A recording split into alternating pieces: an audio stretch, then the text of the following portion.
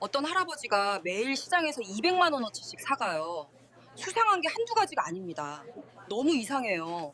부산 부전시장 분식점사장, 전직 기자 박서윤이 경찰에 신고한 내용이었습니다. 낡은 슬리퍼에 찢어진 가방, 누가 봐도 평범한 동네 노인인 79세 할아버지가 매일 오전 10시 30분에 나타나 고기, 생선 마트 등 시장에서 매일 200만 원어치씩을 현금으로 샀습니다. 하루 200만 원, 20일이면 4천만 원이 넘는 돈을 쓰고 있었어요. 더 이상한 건 새 돈으로 현금 결제한다는 점이었죠. 상인들은 보이스피싱이나 범죄 조직을 의심했습니다. 이 할아버지에게는 무슨 일이 있는 걸까요? 사연 시작 전 무료로 할 수 있는 구독과 좋아요를 눌러주시고 어디서 듣고 계신지 댓글 남겨주시면 그곳으로 행복과 행운이 가득히 다가가기를 바라겠습니다. 저는 이 시장 골목에서 15년째 분식집을 운영하고 있습니다. 매일 아침 6시면 문을 열고 손님들의 얼굴을 보며 그들의 삶을 조금씩 엿보곤 했습니다. 기자 시절 사람들의 이야기를 파고드는 게 제 일이었지만 지금은 그저 떡볶이와 김밥을 파는 평범한 장사꾼일 뿐입니다.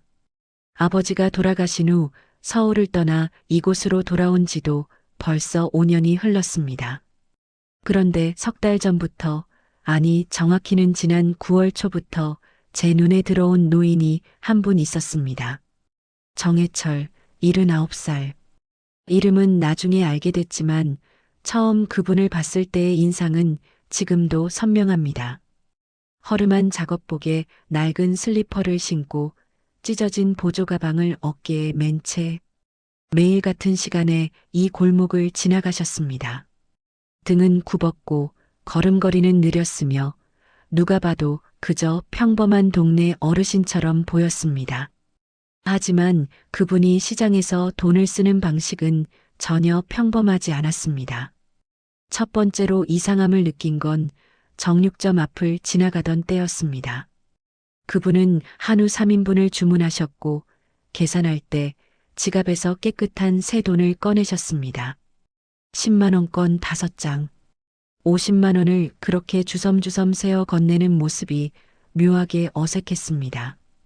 돈을 만지는 손이 미세하게 떨리고 있었고 주변을 계속 두리번거리는 게 마치 누군가를 경계하는 것처럼 보였습니다. 저는 그냥 지나칠 수도 있었습니다. 그런데 다음 날, 그 다음 날, 그리고 또 그 다음 날도 똑같은 시간에 똑같은 경로로 그분이 지나갔습니다. 오전 10시 30분. 어김없이 정육점에 들르고 생선가게를 거쳐 마트로 향하는 그분의 동선은 한치의 오차도 없었습니다. 그리고 매번 구매하는 금액은 200만 원에서 300만 원 사이였습니다. 하루에요. 저는 분식집 주방에서 떡볶이를 만들면서도 자꾸만 그분의 뒷모습을 쫓게 됐습니다. 이상했습니다. 그렇게 허름한 차림에 그렇게 많은 돈을 매일 같이 쓴다는 게 도무지 이해가 되지 않았습니다. 어느 날 오후 저는 일부러 장사를 잠시 멈추고 생선가게 사장님께 물어봤습니다. 사장님, 저 어르신 자주 오시죠? 사장님은 고개를 끄덕이며 대답했습니다. 매일 와요. 벌써 석 달째예요. 회 한 접시, 생선 2마리씩 사가시는데 말도 거의 안 하시고 그냥 돈만 내고 가세요. 돈은 어떻게 내세요? 늘 새 돈이에요. 그것도 묶음 번호가 다 똑같은 새 돈. 처음엔 위조 지폐인가 싶어서 확인도 해봤는데 진짜더라고요. 저는 가슴이 두근거리기 시작했습니다. 기자 시절 다뤘던 사건들이 하나둘 떠올랐습니다. 자금 세탁, 불법 거래, 조직 범죄. 새 돈 뭉치는 늘 그런 사건들의 단골 증거물이었습니다. 그날 저녁 저는 분식집 문을 닫고 정육점 사장님도 찾아갔습니다. 사장님, 저 할아버지 손님 말인데요. 아, 그분? 신기한 분이죠. 늘 같은 시간에 오셔서 같은 걸 사가세요. 돈 냄새 맡아보신 적 있으세요? 사장님은 잠시 생각하더니 고개를 끄덕였습니다. 그러고 보니 새 돈 특유의 잉크 냄새가 났어요. 은행에서 바로 찾아온 것처럼요.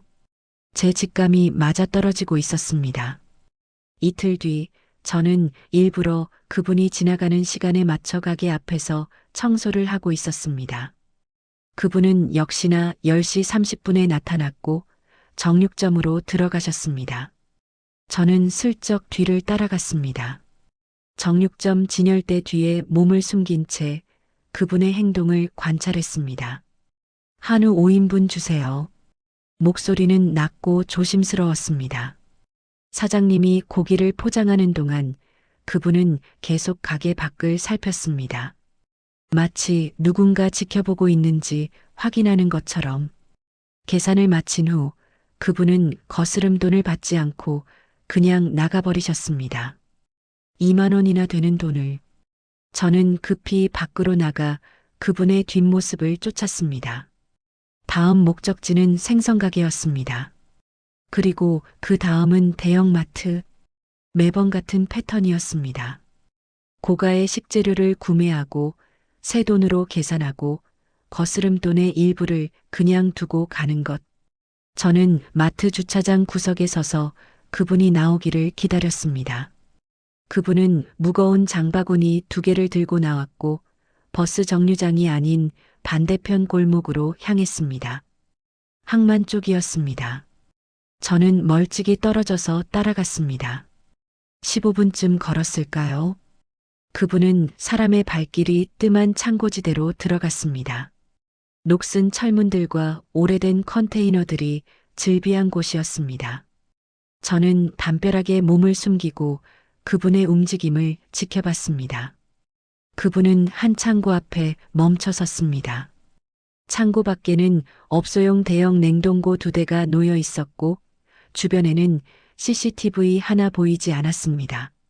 그분은 냉동고 문을 열고 장바구니 속 식재료들을 하나하나 정리하기 시작했습니다. 생선, 고기, 채소, 과일. 모든 걸 조심스럽게 마치 누군가를 위해 정성스럽게 준비하는 것처럼. 작업을 마친 후 그분은 다시 한번 주변을 살폈습니다. 그리고 천천히, 아주 천천히 왔던 길을 되돌아갔습니다. 저는 그 자리에 한참을 서 있었습니다. 가슴이 쿵쿵 뛰었습니다. 이건 단순한 노인의 장보기가 아니었습니다. 뭔가 숨겨진 이유가 있었습니다. 누군가를 위해 혹은 무언가로부터 도망치기 위해. 저는 핸드폰을 꺼내 냉동고와 창고 주변을 사진으로 찍었습니다. 그리고 급히 그곳을 빠져나왔습니다. 집으로 돌아오는 길 내내 머릿속이 복잡했습니다. 기자였던 제가 다시 깨어나고 있었습니다. 진실을 파헤치고 싶은 본능이 꿈틀거렸습니다. 하지만 동시에 두려움도 밀려왔습니다. 만약 이게 위험한 사건에 연루된 일이라면, 만약 제가 알아서는 안 되는 비밀이라면, 그날 밤 저는 잠을 이루지 못했습니다. 창밖을 바라보며 생각했습니다. 내일도 그분은 똑같은 시간에 나타날 것이고 똑같은 행동을 반복할 것입니다. 그리고 저는 다시 그분을 따라갈 것입니다. 이 수상한 패턴의 끝에 무엇이 있는지 반드시 알아내야 했습니다. 정해철 할아버지, 당신은 대체 누구를 위해 그 많은 돈을 쓰는 겁니까? 그 낡은 보조 가방 안에는 무엇이 들어 있습니까? 그리고 당신의 떨리는 손은 무엇을 숨기고 있습니까? 저는 반드시 알아낼 것입니다. 그날 이후로 저는 정해철 할아버지의 동선을 본격적으로 기록하기 시작했습니다. 분식집 주방 한쪽에 작은 노트를 두고 그분이 나타나는 시간과 구매 품목, 행동 패턴을 하나하나 적어 나갔습니다. 첫째 날 오전 10시 30분 정육점에서 한우 5인분 구매 50만 원 지불. 둘째 날 오전 10시 30분 생선가게에서 광어회 한 접시와 고등어 3마리 구매 30만 원 지불. 셋째 날 오전 10시 30분 대형마트에서 김치 5kg과 즉석식품 구매 40만 원 지불. 넷째 날 오전 10시 30분. 다섯째 날 오전 10시 30분. 단 한 번도 어긋나지 않았습니다. 비가 오는 날에도 바람이 부는 날에도 그분은 정확히 같은 시간에 나타났습니다. 일주일이 지났을 때 저는 확신했습니다. 이건 우연이 아니라 철저히 계획된 패턴이라는 것을. 어느 목요일 오전 저는 일부러 장사를 딸에게 맡기고 시장을 한 바퀴 돌았습니다. 과일 가게 아주머니를 먼저 찾아갔습니다. 사장님, 혹시 저 할아버지 손님 기억하세요? 매일 오전에 오시는 분. 아주머니는 고개를 끄덕이며 귤 한 봉지를 정리했습니다. 그럼요, 기억하죠. 매번 사과 한 상자, 배 한 상자씩 사가시는데 말도 없이 돈만 딱 놓고 가세요. 어떤 돈으로 계산하세요? 새 돈이에요. 그것도 묶음 번호가 다 연속된 새 돈.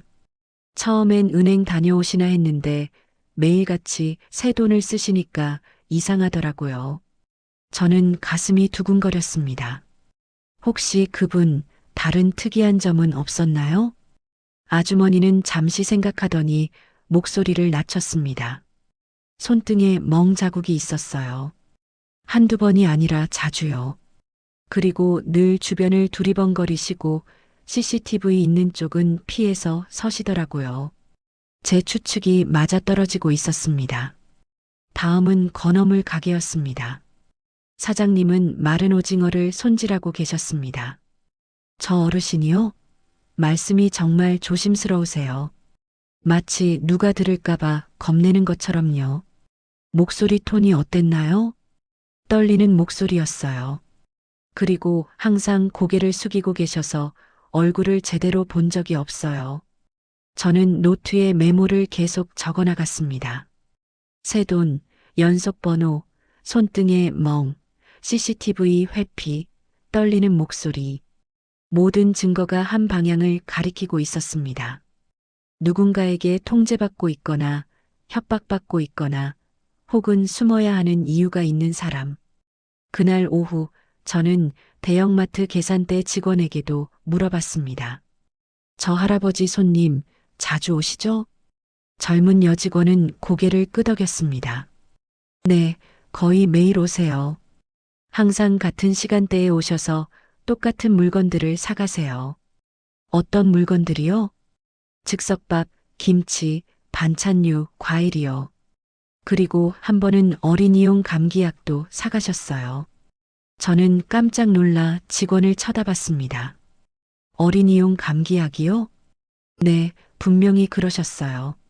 그때 저도 좀 이상하다고 생각했거든요. 할아버지 혼자 사시는 것 같은데 왜 어린이 약을 사실까 하고요. 제 머릿속이 빠르게 돌아가기 시작했습니다. 어린이 약. 창고에 누군가 있다면 그 사람은 어쩌면 아이일 수도 있다는 뜻이었습니다. 저는 그날 저녁 다시 한번 창고지대로 향했습니다. 이번에는 좀 더 일찍 해가 지기 전에 도착했습니다. 창고 주변을 조심스럽게 둘러봤습니다. 냉동고 2대는 여전히 그 자리에 있었고 창고 문은 굳게 닫혀 있었습니다. 저는 냉동고 주변의 땅바닥을 살펴봤습니다. 신발 자국이 여러 개 찍혀 있었습니다. 해철 할아버지의 것으로 보이는 낡은 슬리퍼 자국. 그리고 그보다 작은 운동화 같은 신발 자국. 제 심장이 빠르게 뛰기 시작했습니다. 누군가 이곳을 드나들고 있었습니다. 그것도 한 명이 아니라 최소 2명 이상. 저는 창고 벽에 바짝 붙어서 안쪽을 들여다보려 했지만 창문은 모두 판자로 막혀 있었습니다. 그때였습니다. 거기 누구세요? 등 뒤에서 낮은 목소리가 들렸습니다. 저는 화들짝 놀라 뒤를 돌아봤습니다. 30대 중반으로 보이는 남성이 서 있었습니다. 검은 점퍼에 모자를 눌러 쓴 채 저를 경계하는 눈빛으로 바라보고 있었습니다. 저는 그냥 지나가다가 이 근처는 사유지예요. 함부로 들어오시면 안 됩니다. 남성의 목소리는 차갑고 단호했습니다. 저는 급히 고개를 숙였습니다. 죄송합니다. 길을 잘못 들었어요. 빨리 나가세요. 저는 더 이상 버티지 않고 재빨리 그곳을 빠져나왔습니다. 가슴이 쿵쾅거렸고 손은 축축하게 땀에 젖어 있었습니다. 집으로 돌아오는 길, 저는 계속 뒤를 돌아봤습니다. 누가 따라오는 건 아닐까? 그 남성은 대체 누구일까? 왜 창고를 그렇게 지키고 있는 걸까? 그날 밤 저는 노트를 펼쳐놓고 지금까지 수집한 정보를 정리했습니다. 1. 정해철 할아버지는 매일 오전 10시 30분에 고가의 식재료를 구매한다. 2. 지불하는 돈은 항상 새 돈이며 묶음 번호가 연속되어 있다. 3. 구매한 식재료는 항만 창고지대의 냉동고에 보관된다. 4. 창고 주변에는 최소 2명 이상의 사람이 드나든 흔적이 있다. 5. 어린이용 약을 구매한 기록이 있다. 6. 창고를 지키는 정체불명의 남성이 존재한다. 모든 조각이 맞춰지지 않는 퍼즐처럼 흩어져 있었습니다. 하지만 분명한 건 이게 단순한 노인의 장보기가 아니라는 것이었습니다. 다음 날 아침, 저는 정육점 사장님을 다시 찾아갔습니다. 사장님, 저 할아버지가 처음 오신 게 언제쯤이었어요?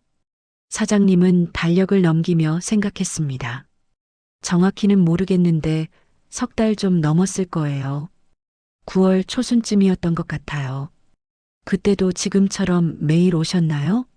네, 처음부터 매일 같은 시간에 오셨어요. 한 번은 제가 물어봤죠. 이렇게 많은 고기를 어디에 쓰시냐고. 뭐라고 대답하셨어요? 사장님은 고개를 저었습니다. 대답 안 하시고 그냥 가버리셨어요.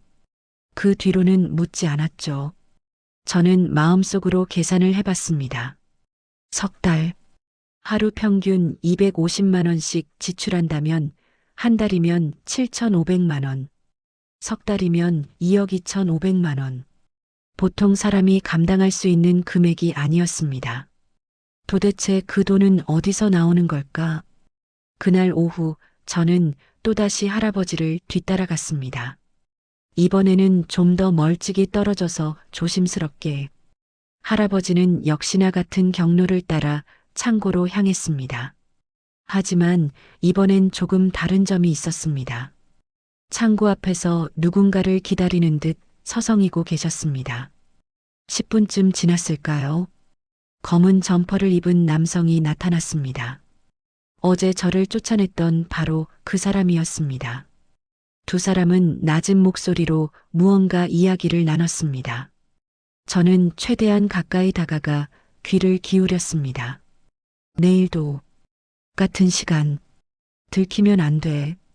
아이가, 약이, 단편적인 단어들만 들렸지만 충분했습니다. 아이, 정말로 창고 안에 아이가 있었습니다. 대화가 끝나자 남성은 할아버지에게 두꺼운 봉투를 건넸습니다. 할아버지는 그것을 받아 보조가방 안에 넣었습니다. 저는 숨을 죽인 채 그 장면을 지켜봤습니다. 봉투 안에 든 것이 돈이라는 건 너무나 명백했습니다. 누군가 할아버지에게 돈을 주고 할아버지는 그 돈으로 식재료를 사서 창고에 공급하고 있었습니다. 하지만 왜 이렇게 복잡한 방식으로? 왜 아이를 창고에 숨겨야 하는 걸까? 그날 밤 저는 잠을 이룰 수 없었습니다. 침대에 누워서도 계속 생각했습니다. 아이가 납치된 건 아닐까? 아니면 미립국자를 숨기는 건 아닐까? 혹시 범죄 조직과 연루된 건 아닐까? 온갖 최악의 시나리오가 머릿속을 스쳐 지나갔습니다. 새벽 2시쯤 저는 결국 일어나 노트북을 켰습니다. 기자 시절 알고 지내던 경찰서 선배에게 메시지를 보낼까 망설였습니다. 하지만 아직은 확실한 증거가 없었습니다. 단지 의심스러운 행동들의 나열일 뿐이었습니다. 저는 메시지를 지우고 노트북을 닫았습니다. 조금만 더 지켜보자. 조금만 더 확실한 증거를 찾자. 그렇게 스스로에게 다짐했습니다. 하지만 다음 날 아침 제 결심을 흔드는 일이 벌어졌습니다. 분식집 문을 열고 나왔을 때 제 가게 앞 바닥에 낯선 발자국이 찍혀 있었습니다. 한 명이 아니라 여러 명의 발자국. 그리고 그 발자국은 제 집 현관 앞까지 이어져 있었습니다. 누군가 밤사이 제 집 앞에 왔다 간 것입니다. 저는 온몸에 소름이 돋았습니다. 감시당하고 있는 걸까? 경고를 받은 걸까? 저는 떨리는 손으로 핸드폰을 꺼내 발자국 사진을 찍었습니다.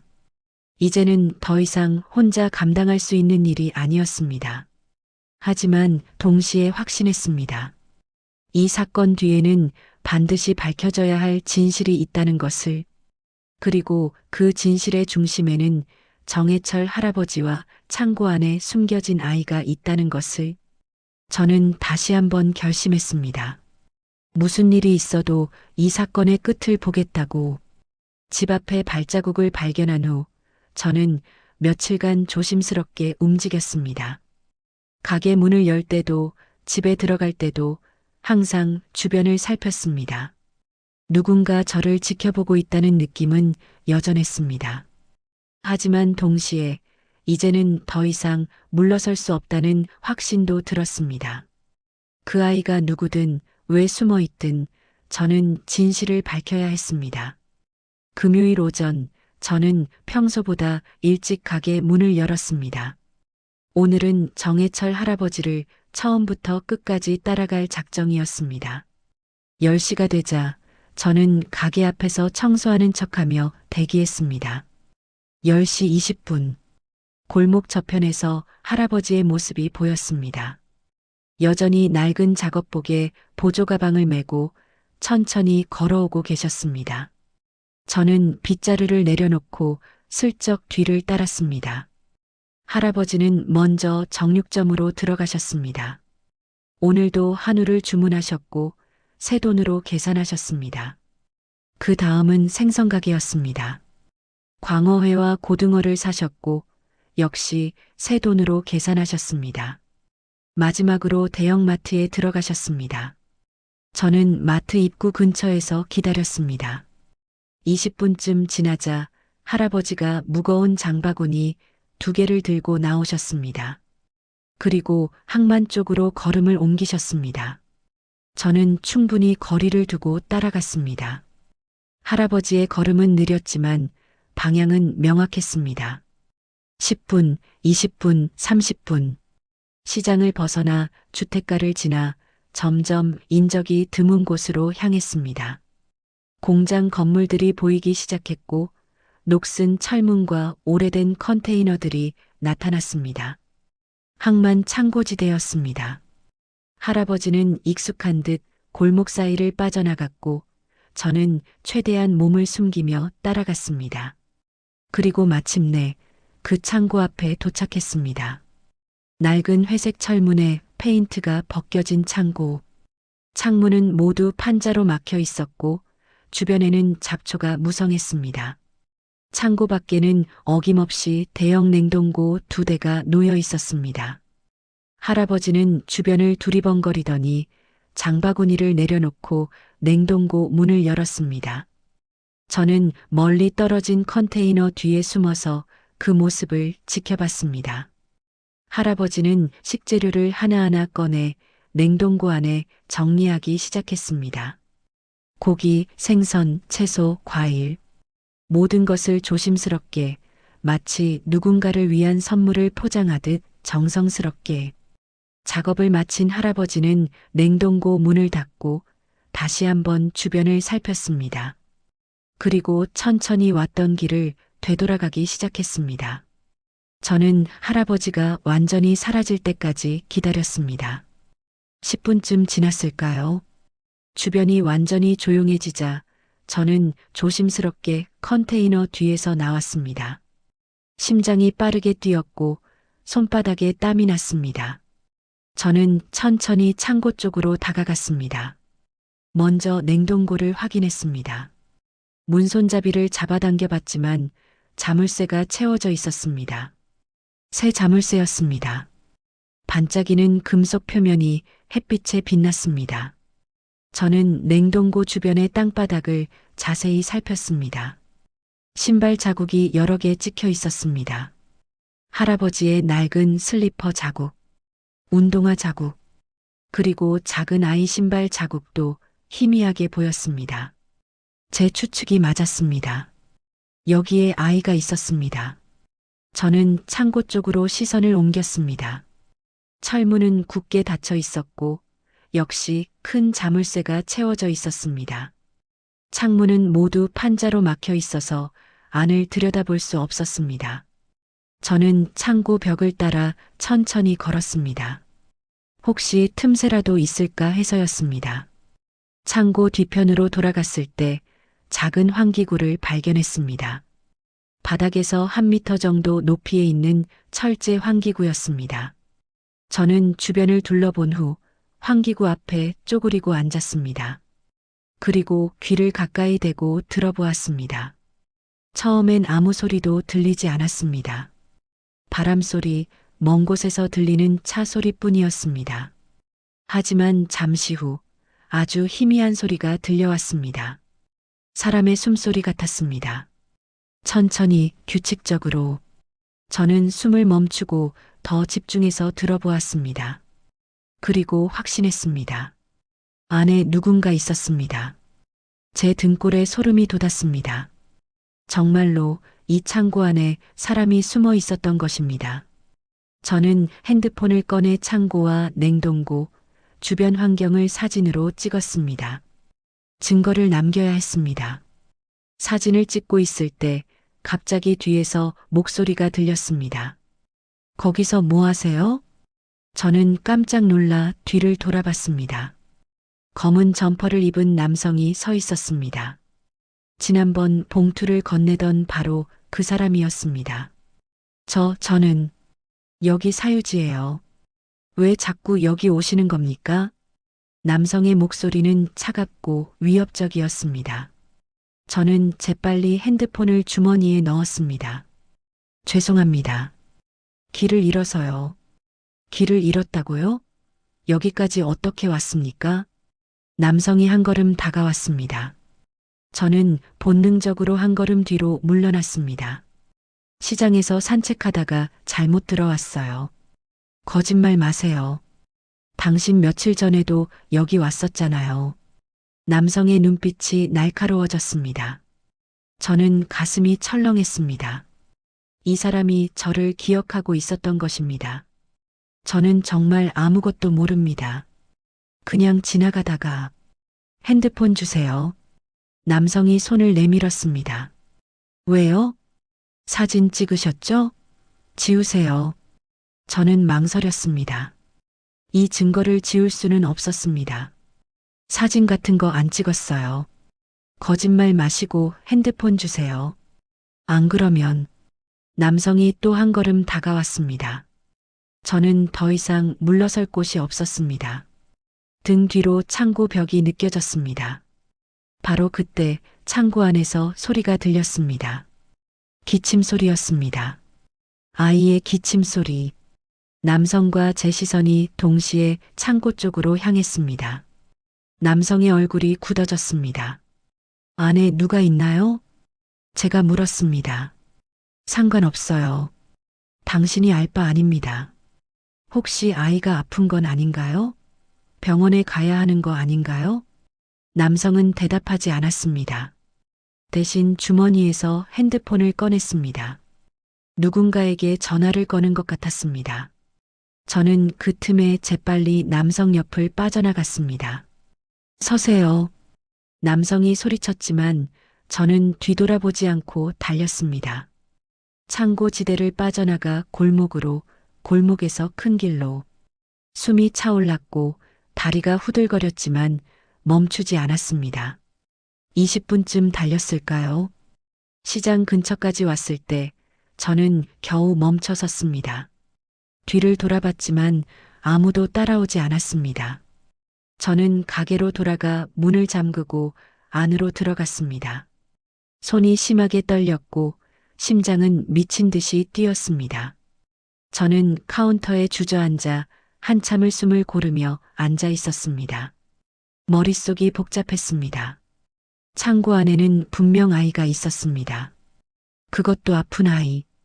왜 그 아이는 병원에 가지 못하고 창고에 숨어 있는 걸까요? 정해철 할아버지는 그 아이와 어떤 관계일까요? 검은 점퍼 남성은 누구고 왜 그렇게 창고를 지키는 걸까요?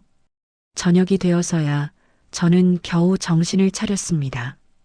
핸드폰을 꺼내 오늘 찍은 사진들을 확인했습니다. 창고, 냉동고, 신발 자국, 자물쇠.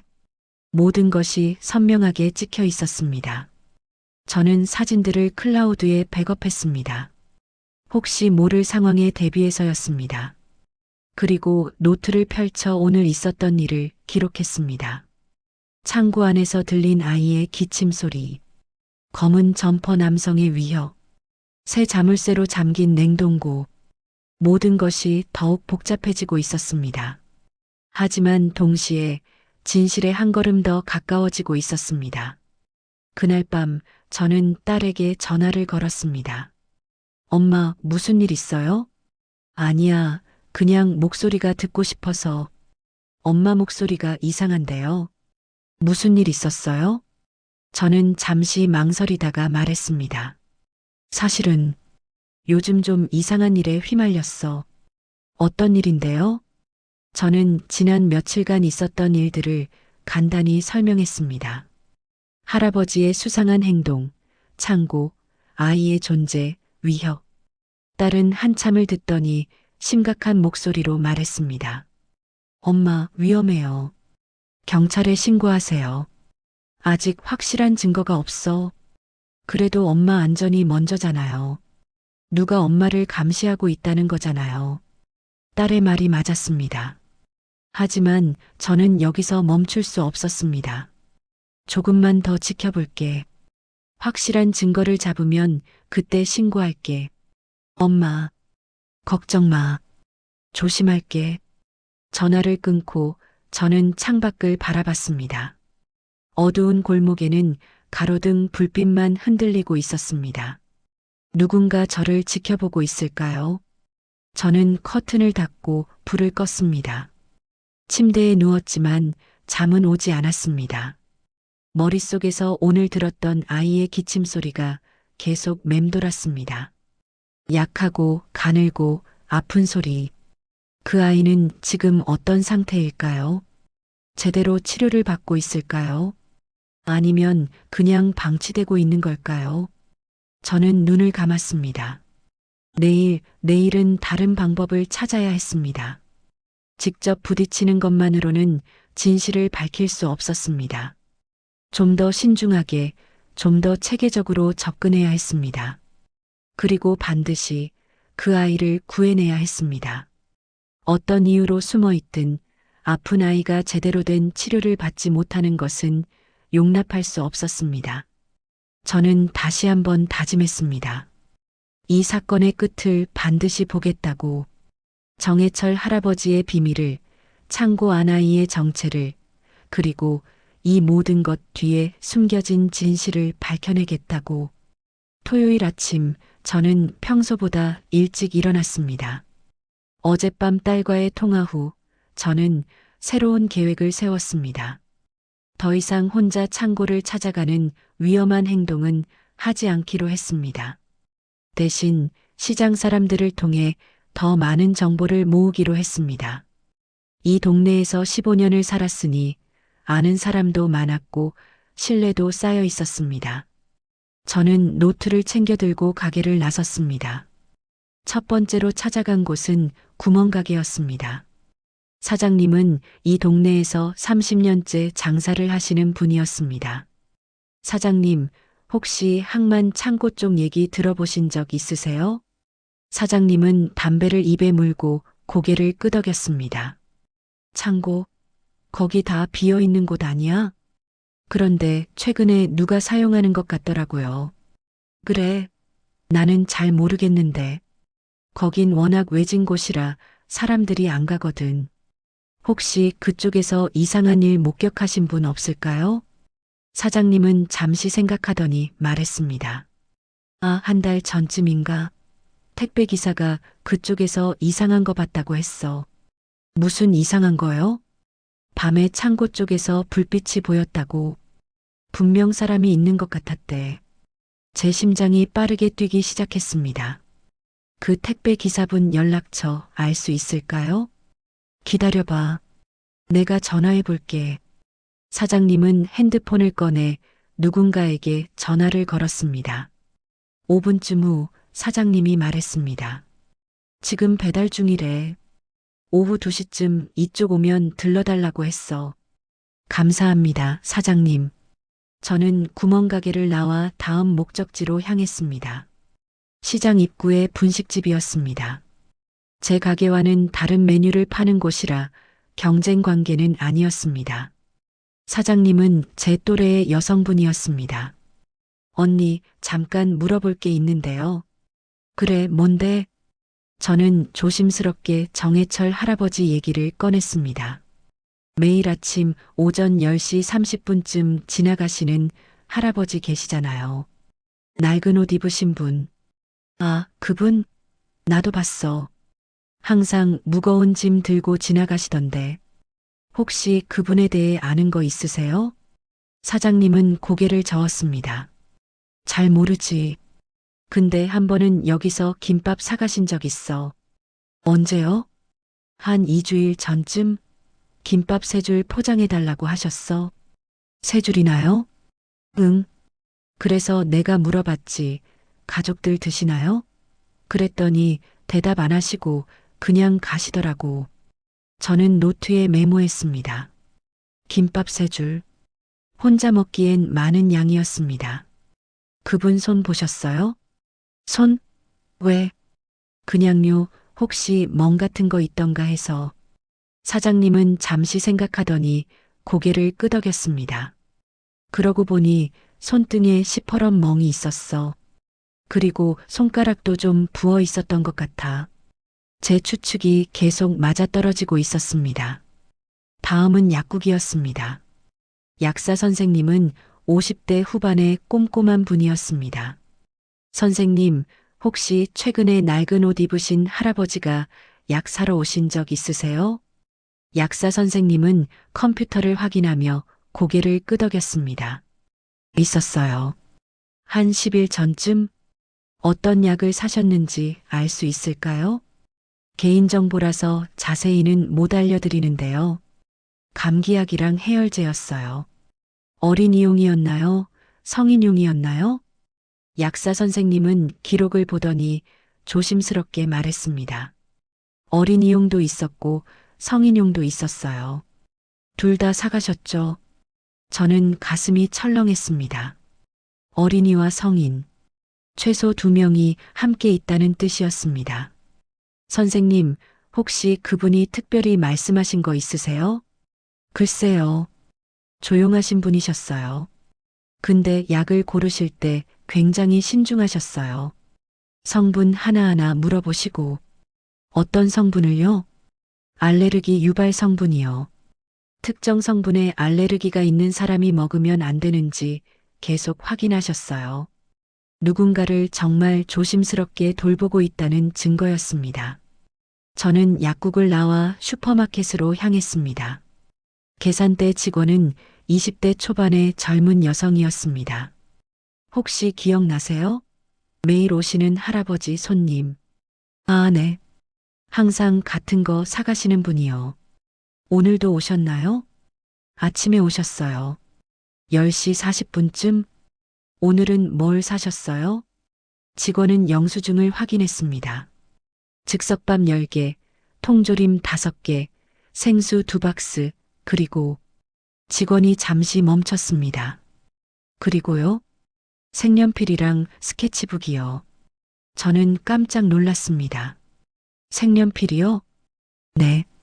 24색짜리 색연필 한 세트랑 큰 스케치북 한 권. 제 머릿속이 빠르게 돌아갔습니다. 색연필과 스케치북. 아이가 그림을 그리고 있다는 뜻이었습니다. 창고 안에 갇혀서 밖에 나가지 못하고 그림으로 시간을 보내는 아이. 혹시 그분 표정 어떠셨어요? 슬퍼 보였어요. 색연필 고르실 때 한참을 망설이셨거든요. 마치 누군가에게 선물하는 것처럼. 저는 가슴이 아려왔습니다. 오후 2시가 되어 저는 다시 구멍가게로 갔습니다. 택배 기사님이 도착해 있었습니다. 40대 중반의 건장한 남성이었습니다. 안녕하세요. 항만 창고 쪽 얘기 들으려고 왔어요. 아, 그거요? 한 달 전쯤이었나? 어떤 걸 보셨어요? 밤 11시쯤 배달 마치고 지나가는데 창고 쪽에서 불빛이 보이더라고요. 어떤 불빛이요? 손전등 같은 거. 창고 창문 틈새로 새어나오는. 사람은 보셨어요? 멀어서 잘 안 보였는데 그림자는 봤어요. 2~3명 정도? 2~3명이요? 네. 큰 사람도 있고 작은 사람도 있었어요. 어른이랑 아이 같았어요. 제 추측이 또다시 확인됐습니다. 혹시 그 후로 또 보신 적 있으세요? 아니요. 그날 이후론 그쪽 안 갔어요. 왠지 가면 안 될 것 같은 느낌이 들어서요. 저는 택배 기사님께 감사 인사를 하고 가게로 돌아왔습니다. 오후 내내 저는 노트를 펼쳐놓고 수집한 정보를 정리했습니다. 첫째, 창고에는 최소 2명 이상이 숨어 있다. 어른과 아이. 둘째, 아이는 특정 성분에 알레르기가 있다. 셋째, 아이는 색연필로 그림을 그리며 시간을 보낸다. 넷째, 정해철 할아버지는 2사람 모두를 돌보고 있다. 다섯째, 할아버지의 손에는 멍과 부기가 있다. 여섯째, 한 달 전부터 밤에 창고에서 불빛이 목격됐다. 모든 조각이 조금씩 맞춰지고 있었습니다. 하지만 여전히 가장 중요한 질문은 남아 있었습니다. 왜 그들은 창고에 숨어 있는 걸까? 왜 밖으로 나올 수 없는 걸까? 그날 저녁 저는 시장 상인회장님을 찾아갔습니다. 60대 초반의 온화한 분이셨습니다. 회장님, 항만 창고 지대 주인이 누군지 아세요? 항만 창고, 거기 대부분 시에서 관리하는 건데 사람이 들어가서 사용할 수 있나요? 불법이지. 안전 문제도 있고. 왜 그래? 혹시 거기서 사는 사람 있다는 얘기 들으신 적 없으세요? 회장님은 고개를 저었습니다. 못 들었는데. 무슨 일 있어? 저는 잠시 망설이다가 솔직하게 말했습니다. 사실 제가 며칠 전부터 이상한 걸 발견했어요. 저는 정해철 할아버지의 행동 패턴과 창고에 대한 이야기를 간략히 설명했습니다. 회장님은 심각한 표정으로 들었습니다. 그게 사실이라면 경찰에 신고해야 하는 거 아니야? 증거가 부족해요. 그리고 혹시 오해일 수도 있잖아요. 하지만 위험할 수 있어. 특히 내가. 그래서 혼자 움직이지 않으려고요. 정보만 모으고 있어요. 회장님은 한참을 생각하더니 말했습니다. 내가 아는 사람 중에 시청에 근무하는 친구가 있어. 항만 창고 관련 정보 좀 알아봐 줄 수 있을 거야. 정말요? 그래. 내일 연락해 볼게. 근데 조심해. 혹시라도 위험한 일에 휘말리면 바로 경찰에 신고해. 네, 회장님. 감사합니다. 집으로 돌아오는 길, 저는 문득 멈춰 섰습니다. 골목 모퉁이에 누군가 서 있었습니다. 검은 점퍼를 입은 남성. 어제 창고에서 만났던 바로 그 사람이었습니다. 우리의 시선이 마주쳤습니다. 남성은 담배를 피우고 있었고 저를 똑바로 쳐다보고 있었습니다. 제 심장이 빠르게 뛰기 시작했습니다. 저는 최대한 침착하게 걸음을 옮겼습니다. 남성 옆을 지나칠 때 그가 낮은 목소리로 말했습니다. 더 이상 참견하지 마세요. 저는 멈춰서서 그를 돌아봤습니다. 참견이 아니에요. 아이가 아픈데 병원에 가야 하는 거 아닌가요? 당신이 상관할 일이 아니에요. 아픈 아이를 방치하는 건 범죄예요. 남성의 얼굴이 굳어졌습니다. 당신은 아무것도 몰라요. 그럼 설명해 주세요. 왜 그 아이는 창고에 있어야 하는 건가요? 남성은 대답하지 않았습니다. 대신 담배를 끄고 천천히 다가왔습니다. 마지막 경고예요. 더 이상 우리 일에 끼어들지 마세요. 안 그러면 어쩌겠다는 거예요? 남성은 잠시 저를 노려보다가 돌아섰습니다. 그리고 어둠 속으로 사라졌습니다. 저는 그 자리에 한참을 서 있었습니다. 손이 떨렸고 다리에 힘이 풀렸습니다. 하지만 동시에 더욱 확신했습니다. 이 사건 뒤에는 반드시 밝혀져야 할 진실이 있다는 것을, 그리고 그 진실을 밝히는 것이 제 책임이라는 것을. 집에 들어가 문을 잠그고 저는 오늘 모은 정보를 다시 한번 정리했습니다. 어른과 아이, 알레르기, 색연필과 스케치북, 손등의 멍, 밤의 불빛, 경고, 모든 것이 하나의 이야기를 만들어가고 있었습니다. 아직 완성되지 않은, 하지만 점점 선명해지는 이야기. 저는 노트를 덮고 창밖을 바라봤습니다. 어둠 속 어딘가에서 정해철 할아버지는 지금도 누군가를 돌보고 있을 것입니다. 그리고 그 누군가는 창고 안에서 색연필을 쥐고 그림을 그리고 있을 것입니다. 밖으로 나갈 수 없는 아이가 종이 위에 자유를 그리고 있을 것입니다. 저는 반드시 그 아이를 찾아낼 것입니다. 어떤 위협이 와도, 어떤 경고를 받아도 그것이 제가 할 수 있는 일이었습니다. 일요일 새벽 저는 잠에서 깼습니다. 시계를 보니 4시 30분이었습니다. 어젯밤 검은 점퍼 남성과의 대치 이후 잠을 설쳤던 것 같습니다. 저는 침대에서 일어나 창밖을 내다봤습니다. 아직 어둠이 짙었고 골목은 고요했습니다. 문득 한 가지 생각이 떠올랐습니다. 정해철 할아버지가 매일 냉동고에 채워넣는 그 많은 음식들. 그것들은 대체 언제, 어떻게 사라지는 걸까? 저는 평소라면 하지 않았을 결정을 내렸습니다. 지금 당장 창고로 가보는 것. 새벽이라면 아무도 없을 것이고 좀 더 자세히 관찰할 수 있을 것 같았습니다. 저는 조용히 옷을 갈아입고 핸드폰과 손전등을 챙겼습니다. 현관문을 조심스럽게 열고 밖으로 나왔습니다. 새벽 공기는 차갑고 상쾌했습니다. 거리는 텅 비어 있었고 가로등만이 외로이 빛나고 있었습니다.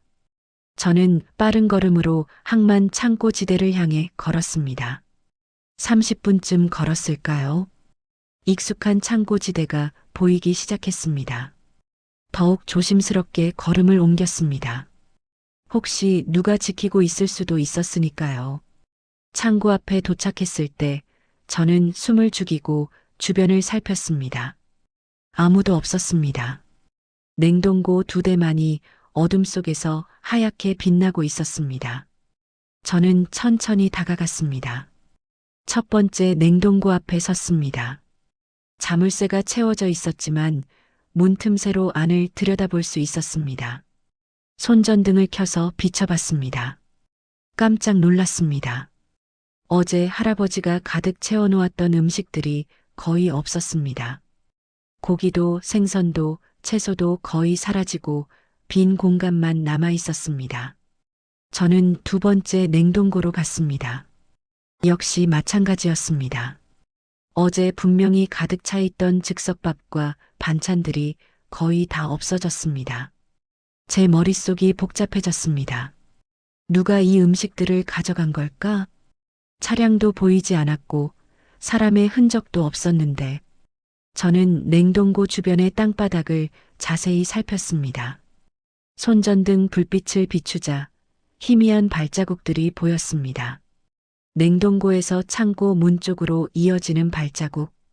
작은 발자국과 큰 발자국이 섞여 있었습니다. 그리고 발자국은 창고 문 앞에서 끝나 있었습니다. 저는 가슴이 두근거렸습니다. 음식이 창고 안으로 들어갔다는 뜻이었습니다. 밤사이 창고 안에 있는 사람들이 나와서 음식을 가져간 것입니다. 저는 창고 문 앞으로 다가갔습니다.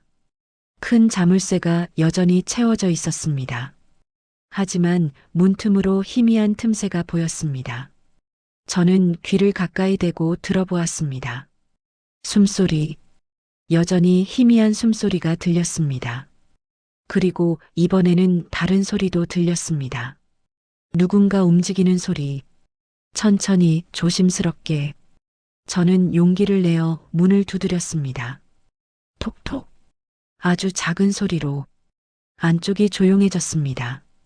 숨소리조차 멈춘 것 같았습니다. 저는 다시 한번 두드렸습니다. 톡톡톡. 그리고 낮은 목소리로 말했습니다. 저는 해치러 온 게 아니에요. 도와드리고 싶어요. 여전히 대답이 없었습니다. 안에 아이가 있는 거 알아요. 아픈 거 알아요. 병원에 가야 하는 거 아닌가요? 잠시 침묵이 흘렀습니다.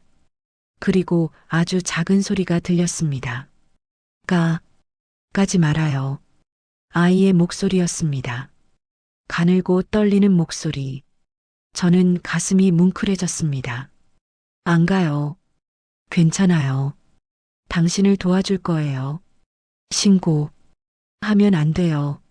왜요? 왜 신고하면 안 되죠? 할아버지가 잡혀가요. 저는 깜짝 놀랐습니다. 정해철 할아버지요? 대답이 없었습니다.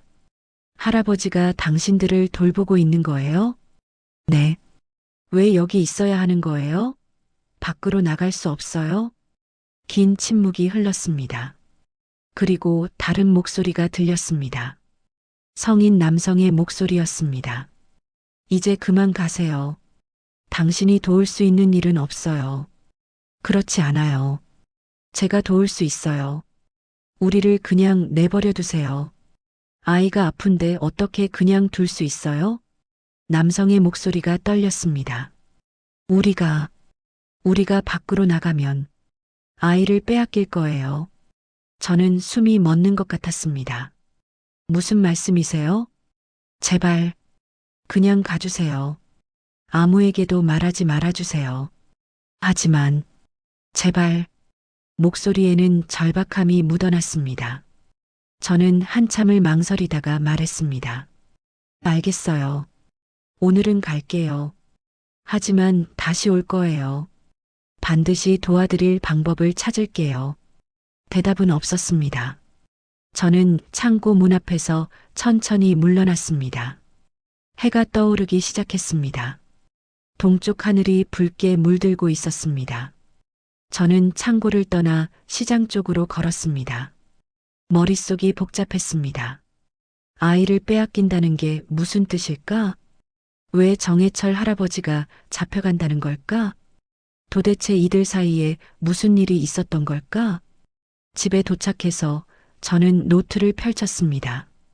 오늘 새벽에 확인한 것들을 기록했습니다. 첫째, 냉동고의 음식은 밤사이 창고 안으로 옮겨진다. 둘째, 창고 안에는 아이와 성인 남성이 함께 있다.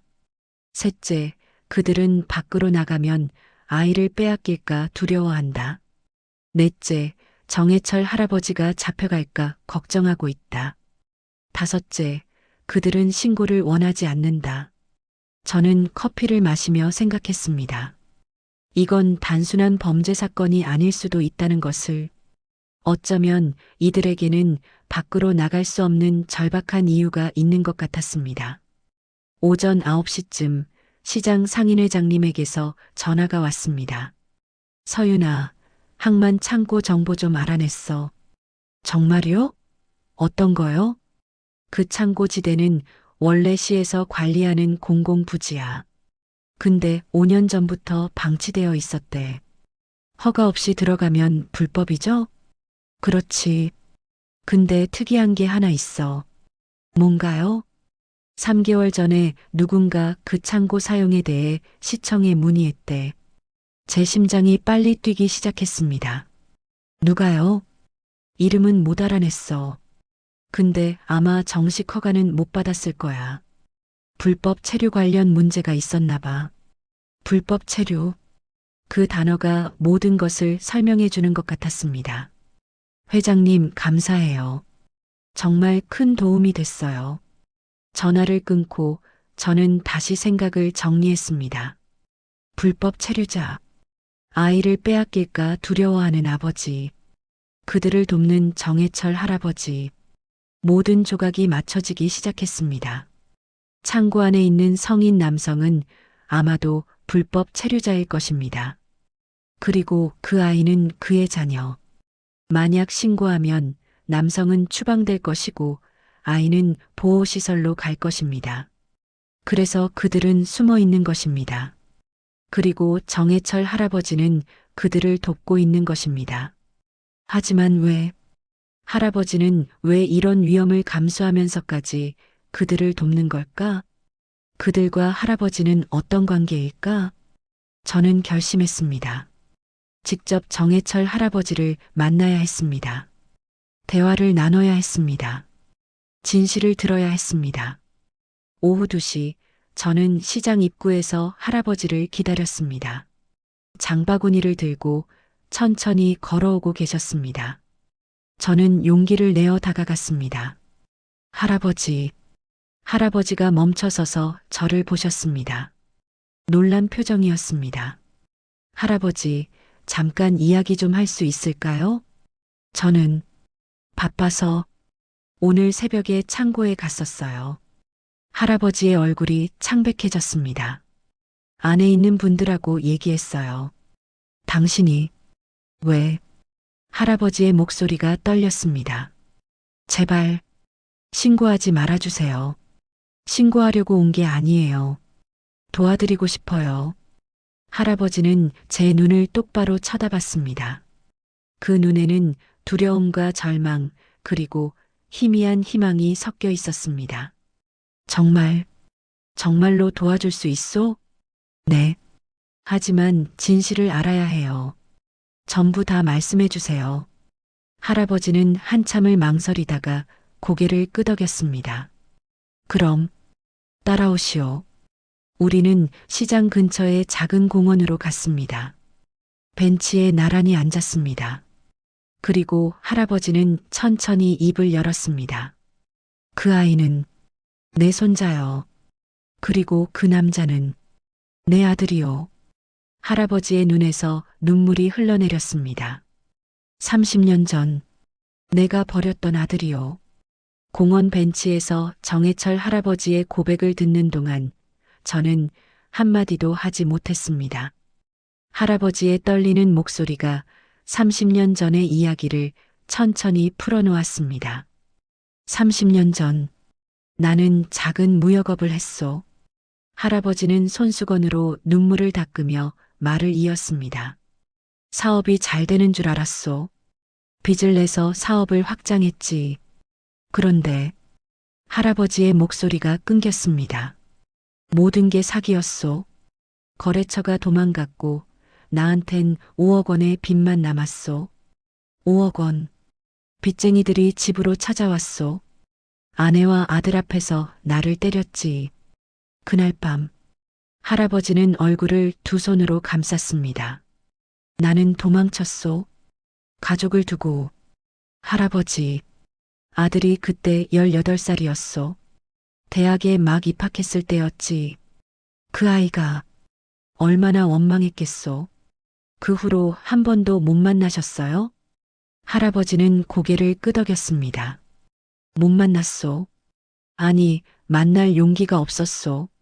나는 이 항만에서 노동일을 하며 근근히 살았소. 그런데 어떻게 지금? 3달 전이었소. 어느 날 저녁 누군가 나를 찾아왔소. 할아버지의 눈에서 다시 눈물이 흘렀습니다. 그게 내 아들이었소.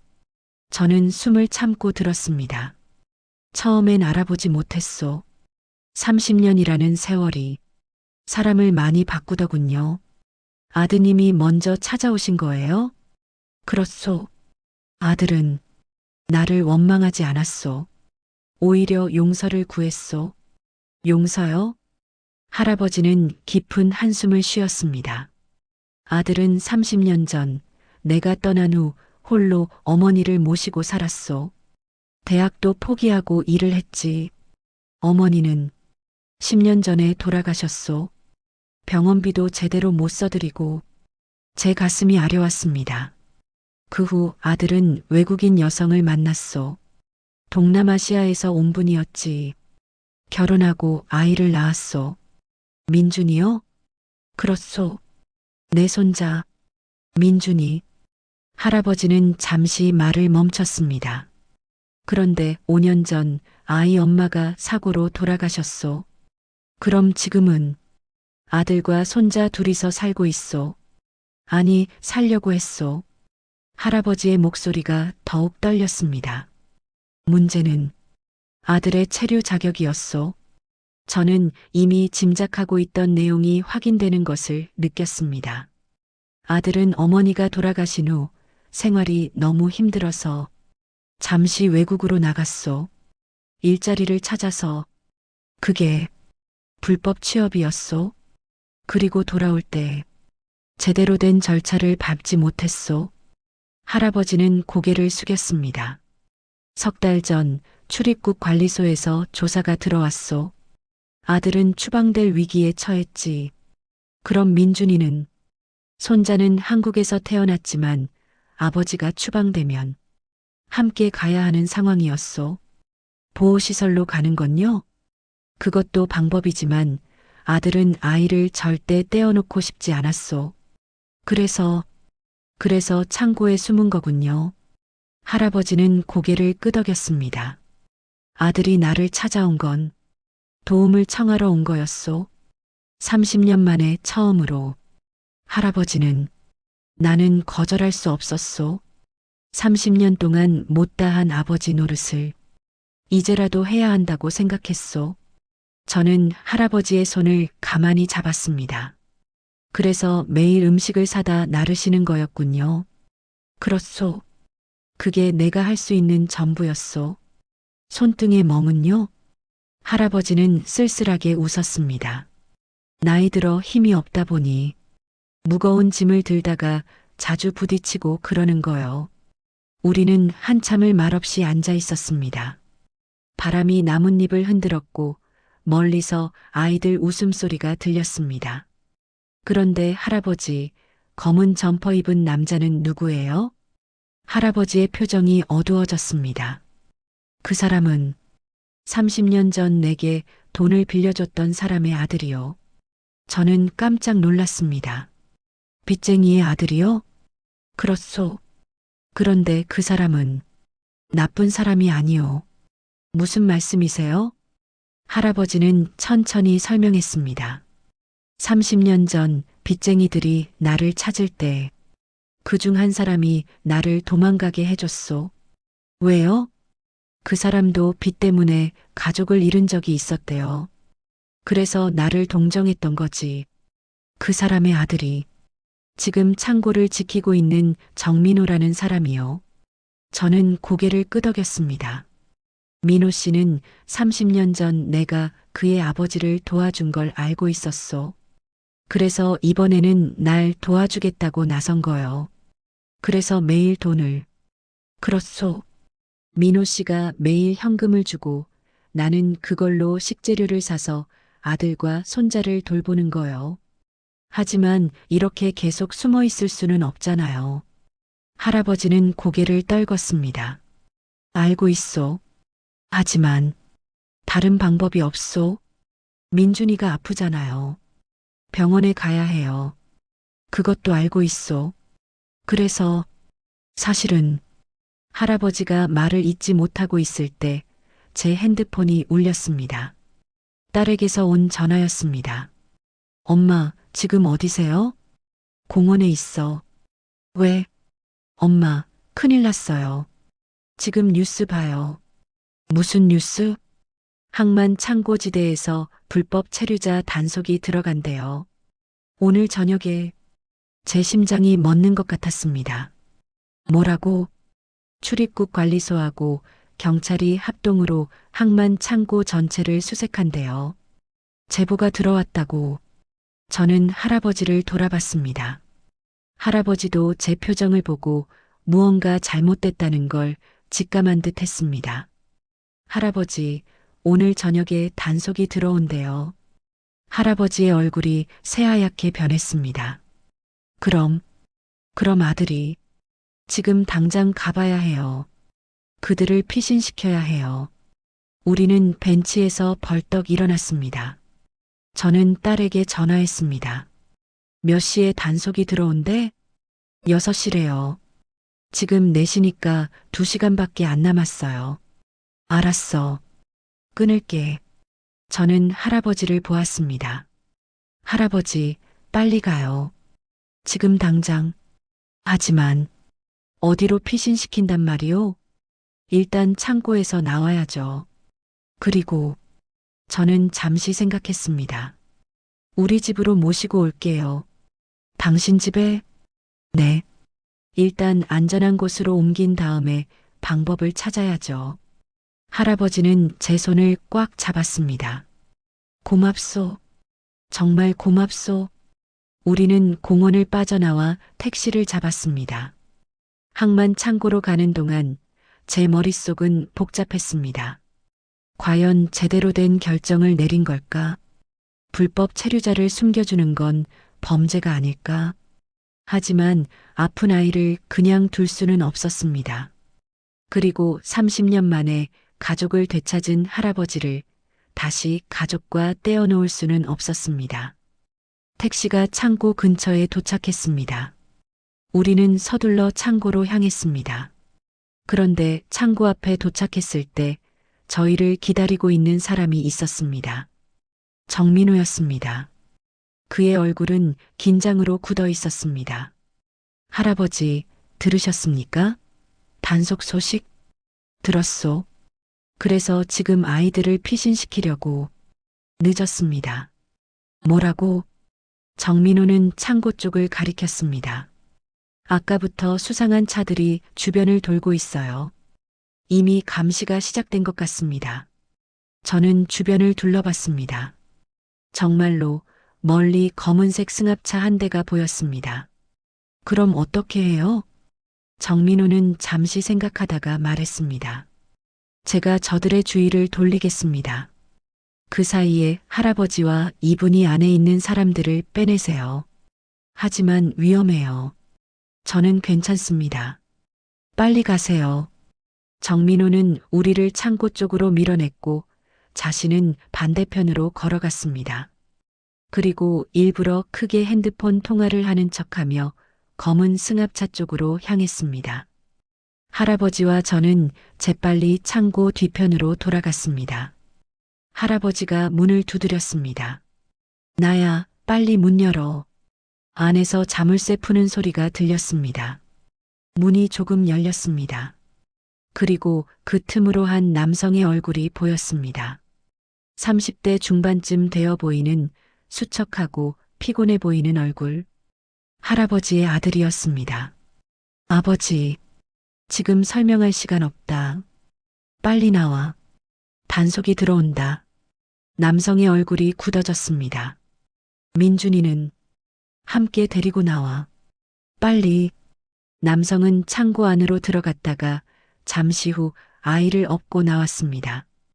12살쯤 되어 보이는 아이 민준이었습니다. 창백한 얼굴에 마른 몸 그리고 열이 있는 듯 붉어진 볼. 이분은 할아버지가 저를 소개했습니다. 우릴 도와주실 분이야. 빨리 따라와. 우리는 창고를 빠져나와 골목 사이로 몸을 숨기며 이동했습니다. 민준이를 업은 남성의 숨소리가 거칠었습니다. 할아버지는 힘든 걸음으로 앞장섰습니다. 저는 뒤를 돌아보며 혹시 누가 따라오는지 확인했습니다. 10분쯤 걸었을까요? 큰 길에 도착했을 때 저는 택시를 잡았습니다. 빨리 타세요. 4명이 택시에 올라탔습니다. 기사님이 룸미러로 우리를 보며 물었습니다. 어디로 갈까요? 저는 제 집 주소를 말했습니다. 택시가 출발했습니다. 뒤를 돌아보니 멀리서 경찰차 사이렌 소리가 들렸습니다. 단속이 시작된 것 같았습니다. 민준이는 아버지 품에 안겨 잠들어 있었고 할아버지는 아들의 손을 꽉 잡고 있었습니다. 그리고 아들은 창밖을 바라보며 눈물을 흘리고 있었습니다. 저는 핸드폰을 꺼내 딸에게 문자를 보냈습니다. 지금 집으로 가고 있어. 손님 3분 모시고 방 정리 좀 해놔. 이제 우리는 안전한 곳으로 왔습니다. 하지만 이게 끝이 아니라는 걸 알고 있었습니다. 이제부터가 진짜 시작이었습니다. 택시가 제 집 앞에 도착했을 때 딸이 현관 앞에서 기다리고 있었습니다. 엄마. 딸은 저를 보자마자 달려왔고 뒤따라오는 3사람을 보고 놀란 표정을 지었습니다. 빨리 안으로 들어가자. 저는 서둘러 4사람을 집 안으로 안내했습니다. 정해철 할아버지의 아들은 여전히 민준이를 업고 있었고 아이는 여전히 잠들어 있었습니다. 소파에 눕히세요. 아들은 조심스럽게 민준이를 소파에 눕혔습니다. 아이의 얼굴은 창백했고 이마에는 땀이 송글송글 맺혀 있었습니다. 저는 이마에 손을 대보았습니다. 뜨거웠습니다. 열이 많이 높네요. 얼마나 아팠어요? 아들이 떨리는 목소리로 대답했습니다. 사흘 전부터요. 처음엔 가벼운 감기인 줄 알았는데. 약은요? 할아버지께서 사다 주신 약을 먹였는데 효과가 없었어요. 저는 딸을 봤습니다. 해열제 있지? 네, 가져올게요.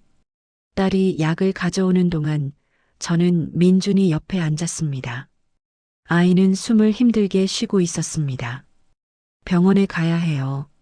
지금 당장. 아들이 고개를 저었습니다. 안 돼요. 병원에 가면 신분이 드러나요.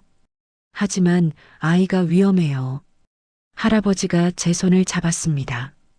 제가 제 이름으로 데려가면 안 될까요? 할아버지 손자로 등록돼 있나요? 할아버지는 고개를 저었습니다. 아니요. 그럴 수가 없었소. 저는 한참을 생각했습니다. 일단 제 딸이 간호학과 학생이에요. 기본적인 처치는 할 수 있어요. 딸이 약과 함께 체온계, 타올을 가져왔습니다. 민준아, 일어날 수 있어? 딸이 부드럽게 아이를 깨웠습니다. 민준이가 천천히 눈을 떴습니다. 여기가 어디예요? 안전한 곳이야. 이제 괜찮아. 딸은 아이에게 약을 먹이고 이마에 찬 타올을 올려주었습니다. 그리고 체온계로 열을 재보았습니다. 38도.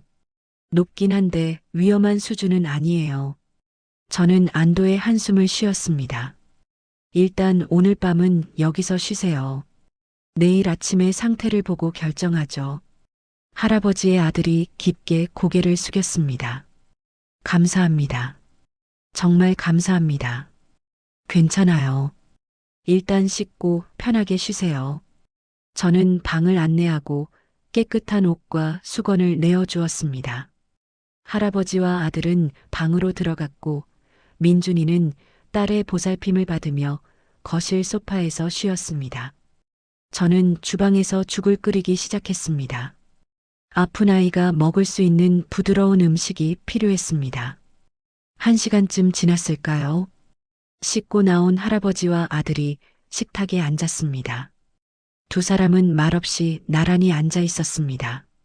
30년 만의 재회였지만 아직 어색함이 남아있는 것 같았습니다. 저는 죽을 그릇에 담아내왔습니다. 드세요. 많이 지치셨을 거예요. 고맙습니다. 할아버지의 아들이 처음으로 제대로 된 인사를 했습니다. 저는 정수호라고 합니다. 저는 박서윤이에요. 그리고 제 딸 지은이고요. 우리는 잠시 식사를 했습니다. 민준이도 일어나 함께 죽을 먹었습니다. 아이는 여전히 창백했지만 조금 나아진 것 같았습니다. 식사를 마친 후 우리는 거실에 둘러앉았습니다. 이제 본격적으로 이야기를 나눌 시간이었습니다.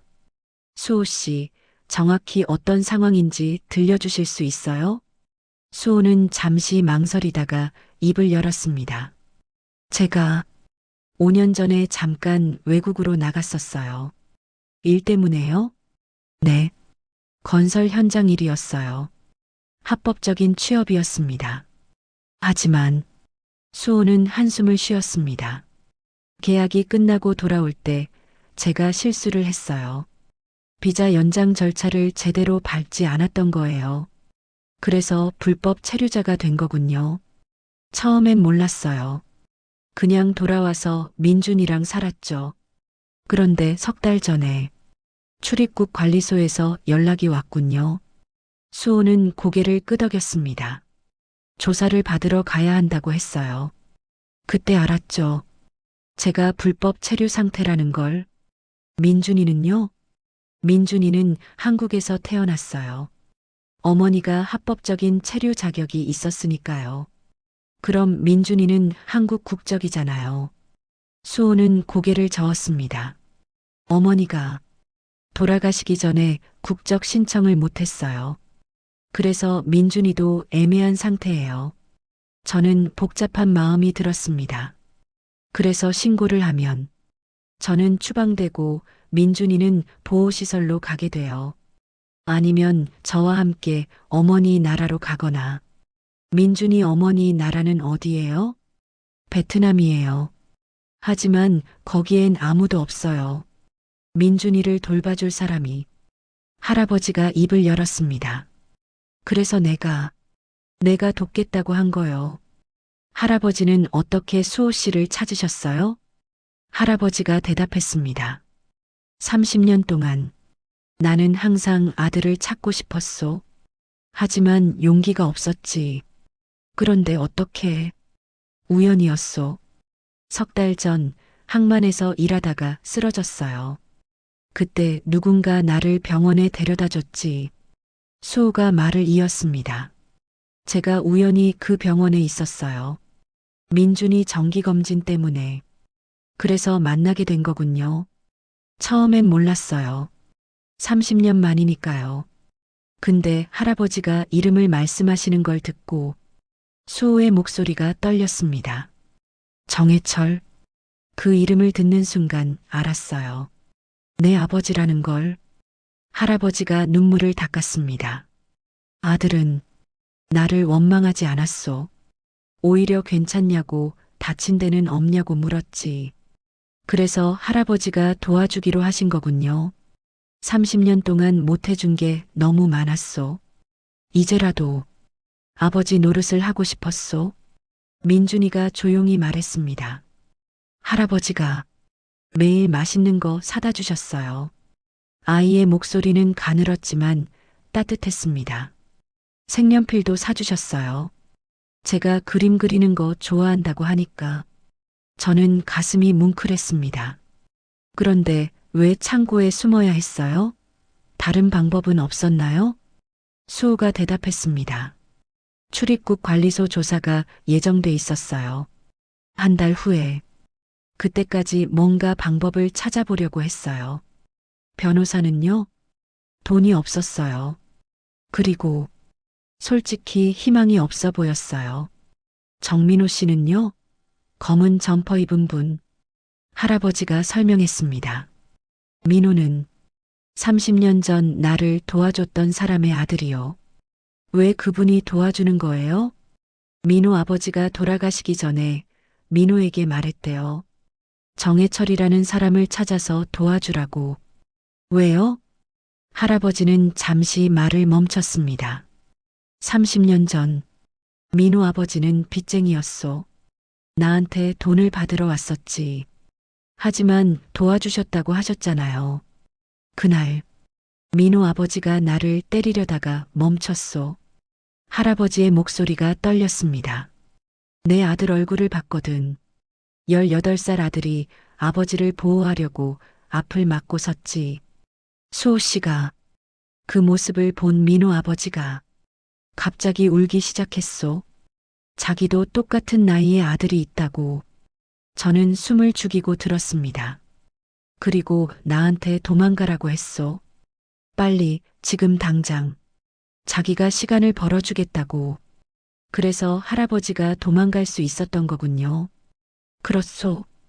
민호 아버지 덕분에 살았소. 하지만 할아버지는 얼굴을 손으로 가렸습니다. 그 때문에 아들을 버리고 떠난 거나 마찬가지였소. 수호가 아버지의 손을 잡았습니다. 아버지, 괜찮아요. 이제 다 괜찮아요. 아니야. 괜찮을 리가 없지. 어머니는, 내 어머니는 아버지를 원망하지 않으셨어요. 돌아가시기 전에 그러셨어요. 아버지가 살아만 계시면 된다고. 할아버지는 소리내어 울기 시작했습니다. 30년 동안 쌓인 죄책감과 그리움이 한꺼번에 쏟아져 나오는 것 같았습니다. 우리는 모두 말없이 그 장면을 지켜봤습니다. 딸은 제 손을 꽉 잡고 있었고 저도 모르게 눈물이 흘렀습니다. 한참 후 할아버지가 진정했습니다. 그래서 민호가 도와주겠다고 나선 거요. 아버지의 유언이었으니까 매일 돈을 주신 거군요. 그렇소. 민호가 자기 월급으로 우리를 도와줬소. 저는 모든 퍼즐 조각이 맞춰지는 것을 느꼈습니다. 그런데 오늘 단속은 어떻게 된 거예요? 누가 신고한 거죠? 수호가 대답했습니다. 모르겠어요. 우리는 조심했는데 그때 제 핸드폰이 울렸습니다. 모르는 번호였습니다. 여보세요? 박서윤 씨죠?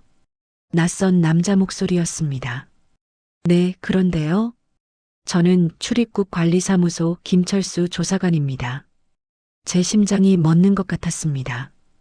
오늘 항만 창고 단속에서 박서윤 씨가 관련되어 있다는 정보를 입수했습니다. 저는 지금 정수호 씨와 그 아들 민준이를 보호하고 계시죠? 저는 대답할 수 없었습니다. 내일 오전 10시까지 사무소로 출석해 주십시오. 정수호 씨와 함께요. 하지만 출석하지 않으시면 법적 조치를 취할 수밖에 없습니다. 불법 체류자 은닉죄로 기소될 수 있습니다. 전화가 끊겼습니다. 모두가 저를 쳐다보고 있었습니다. 출입국 관리사무소에서 우리를 알고 있대요. 수호의 얼굴이 창백해졌습니다. 그럼 끝이네요. 아니에요. 아직 끝이 아니에요. 저는 단호하게 말했습니다. 내일 함께 가요. 그리고 제대로 된 도움을 받아요. 하지만 더 이상 숨을 수는 없어요. 정면으로 맞서야 해요. 할아버지가 물었습니다. 방법이 있소? 모르겠어요.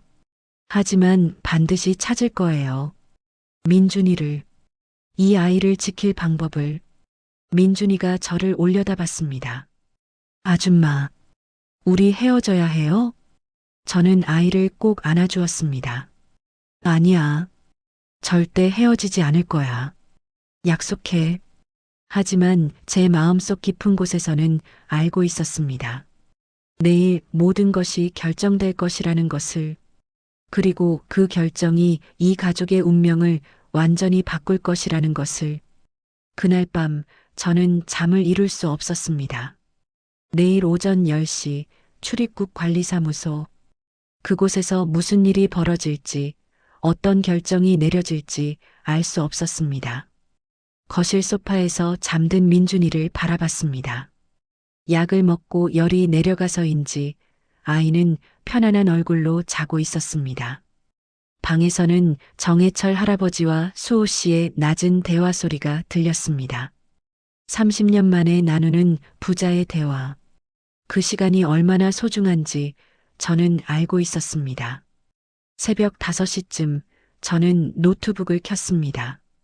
불법 체류자, 미성년자 보호, 가족 결합, 인도적 체류 허가, 관련 법률과 사례를 찾아보기 시작했습니다. 1시간쯤 검색하다가 희망적인 내용을 발견했습니다. 미성년 자녀가 있는 경우 인도적 사유로 체류 허가를 받을 수 있다. 하지만 조건이 까다로웠습니다. 안정적인 거주지, 경제적 능력 증명, 보증인, 수호 씨는 이 조건들을 충족시킬 수 없었습니다. 저는 더 깊이 자료를 찾아봤습니다. 그러다 한 변호사의 칼럼을 발견했습니다. 가족의 재결합과 아동 최선의 이익 원칙. 제 손이 멈췄습니다. 이거였습니다. 아동의 최선의 이익. 민준이에게 최선의 이익은 무엇일까? 아버지와 할아버지와 함께 사는 것. 한국에서 교육받고 자라는 것. 저는 빠르게 메모를 시작했습니다. 아침 7시 가족들이 하나둘 일어났습니다. 민준이가 제일 먼저 일어나 화장실로 갔습니다.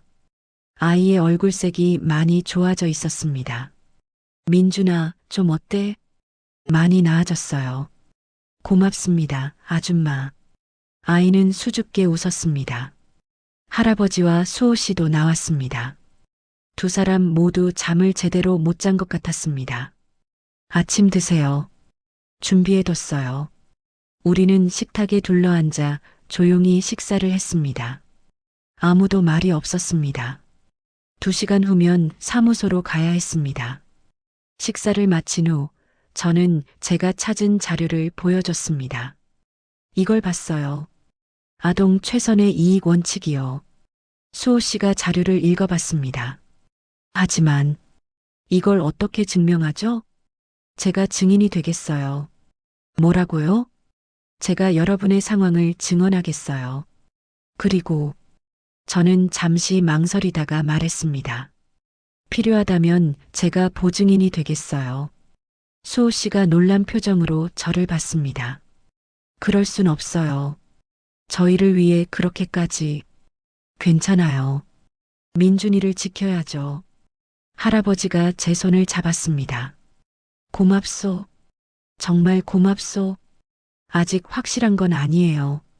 하지만 최선을 다해 볼게요. 9시가 되었습니다.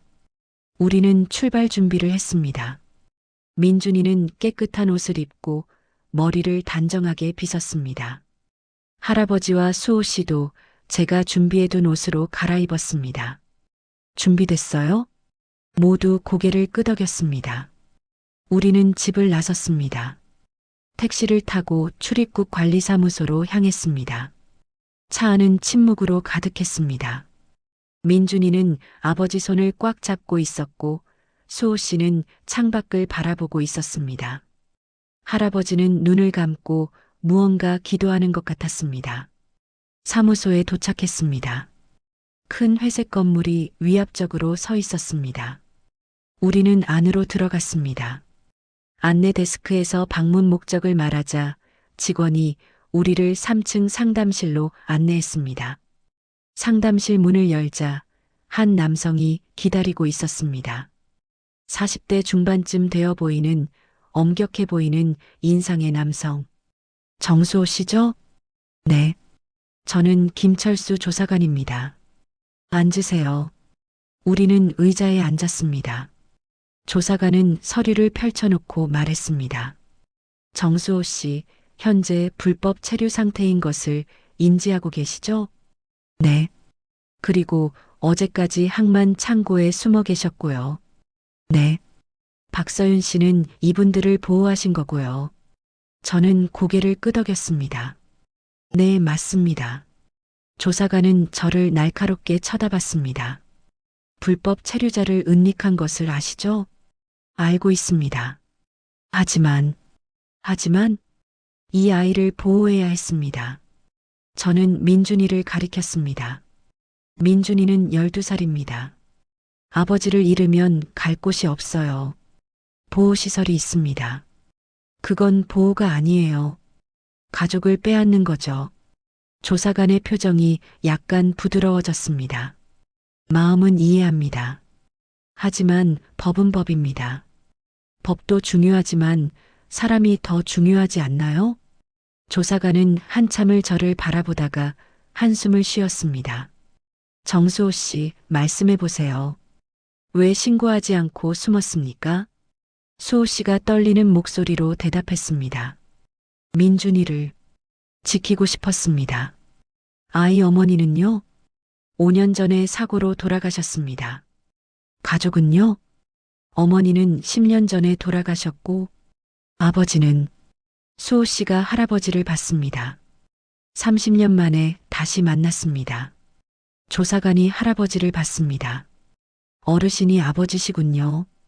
그렇소. 할아버지의 목소리는 떨렸습니다. 30년 전 내가 아들을 버렸소. 빚 때문에 도망쳤지. 그런데 어떻게 다시 3달 전에 우연히 만났소. 그리고 이제라도 아버지 노릇을 하고 싶었소. 할아버지는 눈물을 닦았습니다. 제발 내 손자를 지켜주시오. 아들과 손자를 떼어놓지 말아주시오. 조사관은 말없이 서류를 보고 있었습니다. 긴 침묵이 흘렀습니다. 그때 민준이가 조용히 말했습니다. 저는 아빠랑 할아버지랑 같이 살고 싶어요. 아이의 목소리는 가늘었지만 또렷했습니다. 엄마가 돌아가시고 너무 외로웠어요. 근데 할아버지를 만나고 민준이의 눈에서 눈물이 흘렀습니다. 처음으로 가족이 생긴 것 같았어요. 조사관의 표정이 흔들렸습니다. 민준아, 저 착하게 살 거예요. 공부도 열심히 할 거예요. 그러니까 제발 아빠랑 할아버지 보내지 마세요. 아이는 울먹이며 말했습니다. 조사관은 한참을 민준이를 바라보다가 서류를 덮었습니다. 잠깐 기다려주세요. 조사관은 방을 나갔습니다. 우리는 긴장한 채로 기다렸습니다. 10분이 마치 1시간처럼 느껴졌습니다. 문이 열리고 조사관이 들어왔습니다. 그리고 그의 뒤로 또 다른 사람이 들어왔습니다. 정민호였습니다. 민호 씨, 할아버지가 놀라서 일어났습니다. 어떻게 여기에? 정민호가 말했습니다.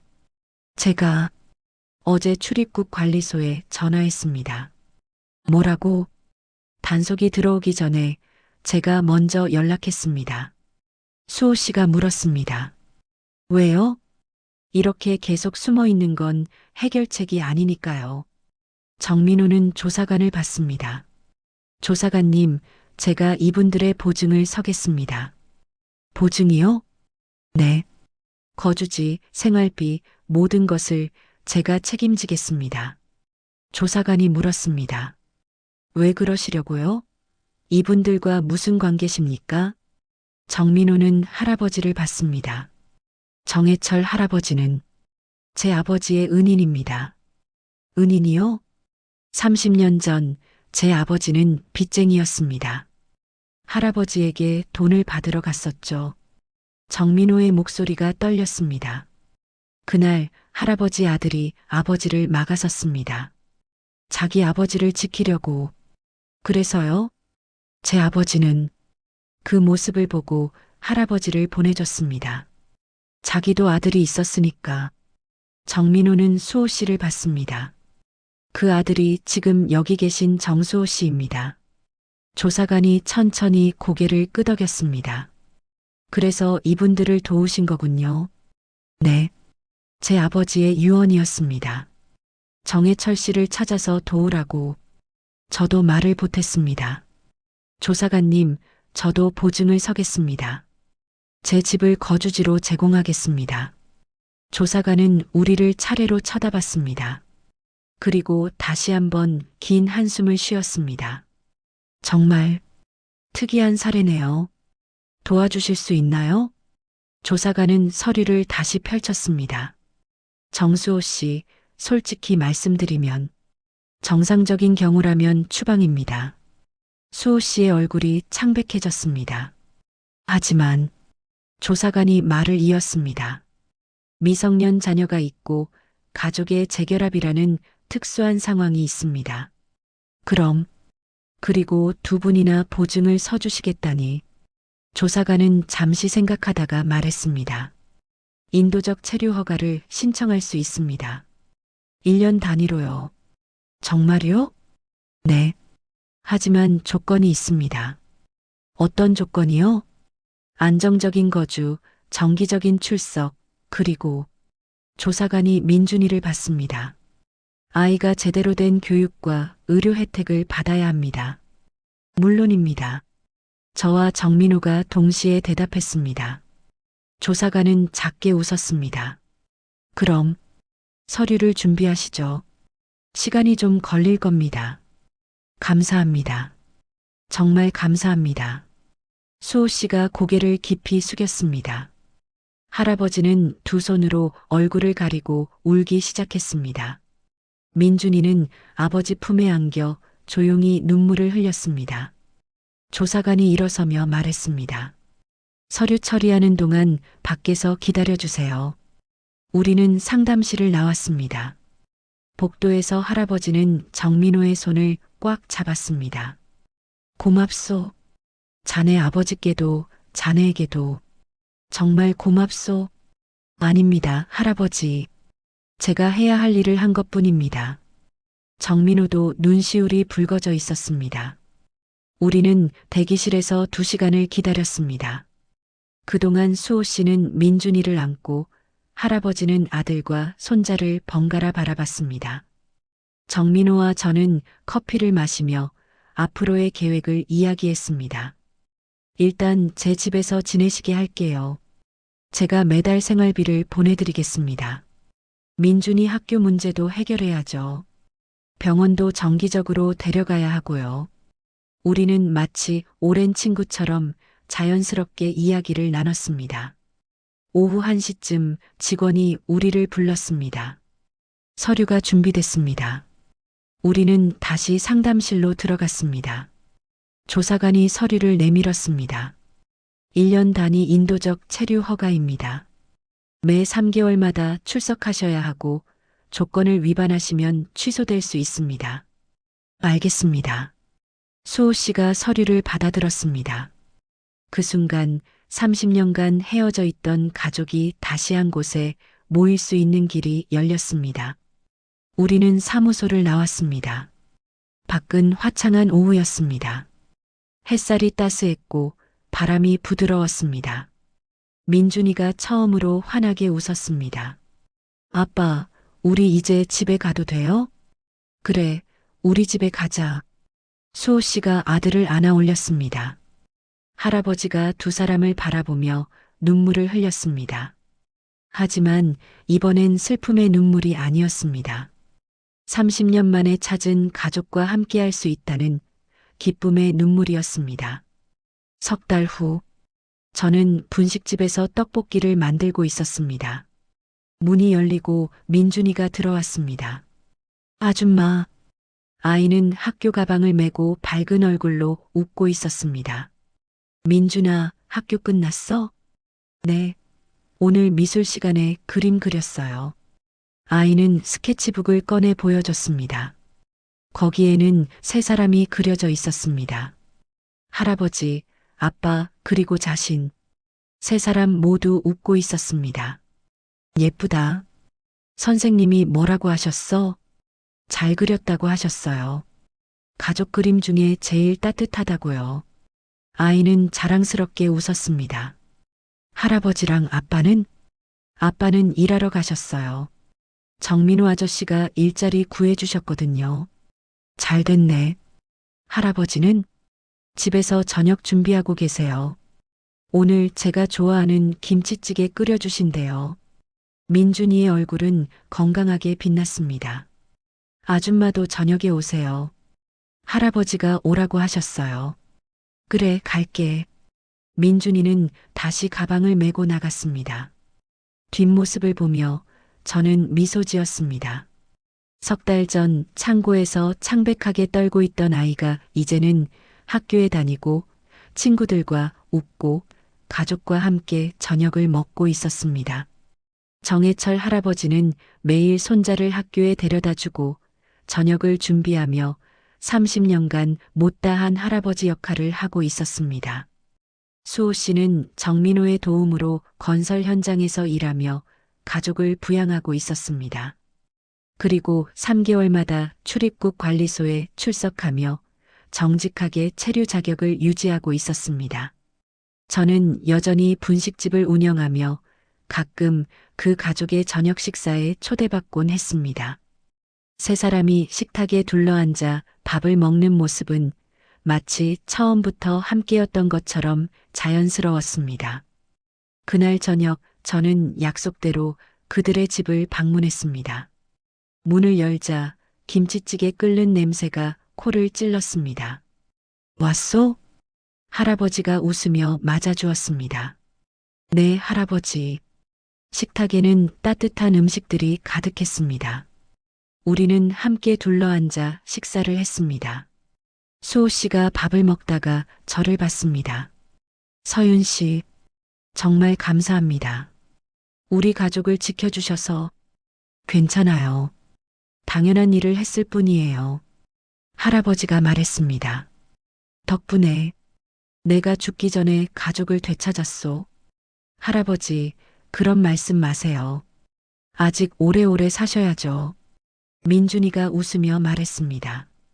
맞아요. 할아버지는 100살까지 사셔야 해요. 우리는 모두 웃었습니다. 따뜻한 웃음소리가 작은 집안을 가득 채웠습니다. 창밖으로는 저녁 노을이 물들고 있었습니다. 붉고 따뜻한 빛이 우리를 감싸고 있었습니다. 저는 그 순간을 가슴에 새겼습니다. 때로는 법보다 중요한 것이 있다는 것을, 때로는 규칙보다 사람이 먼저라는 것을, 그리고 가족이란 피보다 진한 것이 바로 사랑과 헌신이라는 것을. 정해철 할아버지는 30년 만에 가족을 되찾았습니다. 수호 씨는 오랜 방황 끝에 아버지의 품으로 돌아왔습니다. 민준이는 처음으로 완전한 가족을 갖게 되었습니다. 그리고 저는 이 모든 과정을 지켜보며 삶의 가장 소중한 가치가 무엇인지 배웠습니다. 우리의 이야기는 여기서 끝이 아니었습니다. 오히려 이제 시작이었습니다. 새로운 가족의 이야기, 30년을 기다린 사랑의 이야기, 그리고 포기하지 않은 희망의 이야기. 그 이야기는 지금도 계속되고 있습니다. 작은 집에서 따뜻한 식탁에서 세 사람의 웃음소리와 함께